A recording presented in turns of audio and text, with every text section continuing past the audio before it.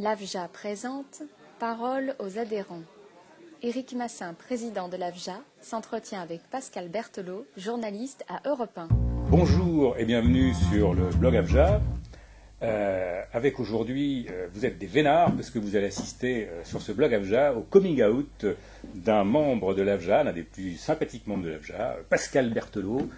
On va tomber quasiment dans la presse People, voire de caniveau, puisqu'on va vous parler de la double vie de Pascal Berthelot. Pascal, qui est donc journaliste agricole à Europe 1, comme beaucoup d'entre vous le savent, mais Pascal, tu as une double vie. Raconte-nous. Oui. Voilà, j'ai un aveu à faire, ça me coûte, c'est pas facile, mais c'est vrai que je suis agriculteur. Voilà. Oui, en fait, moi j'ai un bac agricole et j'ai développé une petite activité d'élevage bovin et de pension pour chevaux, mais les deux sont pas liés, heureusement. Alors comment l'agriculture s'est amenée dans ta vie?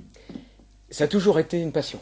Une passion pour moi. J'ai fait un bac agricole. Je me suis battu contre mes parents, pas violemment, mais enfin je leur ai dit que je voulais être agriculteur en troisième, alors qu'eux me rêvaient un autre destin.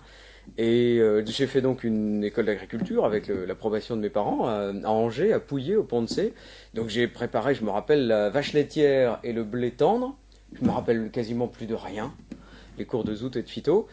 Mais j'avais cette envie en moi et je n'ai pas conclu, on va dire, après la terminale ou l'âge de jeune adulte, parce que je me suis dit que c'était trop dur et que j'ai eu peur de m'embêter intellectuellement. Je me suis dit, agriculteur, si je me mets au cul des vaches, moi c'était les vaches, si je me mets au cul des vaches, je serais plus du tout dans l'actualité, j'écoutais déjà beaucoup la radio, je lisais les journaux.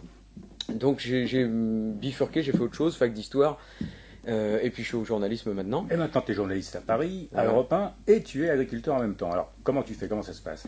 En fait je reviens tous les week-ends et je m'occupe de ma ferme. Et puis quand je suis pas là, j'ai un employé qui surveille les animaux, qui les nourrit. On s'entend très bien, c'est une très belle aventure. Alors voilà. Dis-nous quelle sorte d'agriculteur tu es, qu'est-ce que tu fais, et raconte-nous comment tu vas participer à l'approvisionnement en viande de qualité de Paris, de cette grande ville de Paris, où il y a beaucoup de bouches à nourrir. En fait, moi, comme j'ai 10 hectares pour l'instant, je suis bien incapable de faire une production qui soit rentable selon les critères actuels de l'économie agricole. Donc moi, comme mon truc c'est d'élever des vaches, je veux bien les élever, mais enfin, au bout d'un moment, ça va m'envahir. Et puis moi, je veux les élever dans un optique aussi le plus professionnel possible, le plus sérieusement possible, et dans un optique d'alimentation et de vente. Donc ça n'est pas un hobby, c'est vraiment un métier. C'est un métier. J'essaye de développer un deuxième métier qui, j'espère, sera vraiment une activité qui me prend... Enfin, ça me prend déjà beaucoup de temps, mais j'espère que ce sera peut-être mon activité principale. Je dis n'importe quoi, mais c'est un rêve. Dans 10, 15 ans, ou au moins à la retraite, tu vois, à la retraite, je ferai ça. Donc j'amène de la viande à Paris. C'est les Parisiens. Voilà. Alors, et d'abord, les journalistes d'Europe 1. Qu'est-ce que tu leur proposes? Je leur propose de la viande bovine, sous forme de colis, tu sais, le traditionnel colis paysan, où tu as un petit peu de tout, des bons steaks, du steak haché, et puis des morceaux à cuisson longue, rôtis, bourguignons, pot-au-feu. C'est ce qui se fait partout maintenant, dans toutes les fermes. Sauf que les gars autour de moi, ils attendent que le client, il vienne chez eux. Le Parisien ne va pas venir, ça va être compliqué. Donc tu n'as pas franchement choisi le circuit de proximité, puisque non. Tu viens vers moi, Paris. Comme je viens ici et que j'ai des contacts à Paris, et puis d'abord mes collègues européens qui sont mes premiers clients. Ton exploitation est où, Pascal? Alors moi je suis à Baugé, dans le Maine-et-Loire, en Anjou, donc Pays de la Loire, entre Angers, Le Mans et Saumur. Alors, de l'animal vivant jusqu'aux barquettes à Paris, comment ça se passe? Comment tu t'es organisé? Donc moi je vends du veau pour l'instant, et puis la viande adulte, je l'achète à mes voisins. Il y a des entreprises qui viennent te prendre l'animal chez toi dans ta ferme et te le ramènent 15 jours après sous forme de colis, où tu trouves de tout dedans. Et tu choisis, tu construis un peu ton colis avec ton transformateur, ton entreprise.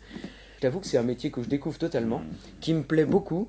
Aller voir les gens, leur présenter un produit, leur vendre, et surtout aller leur ramener 15 jours après, une fois que la commande est prise.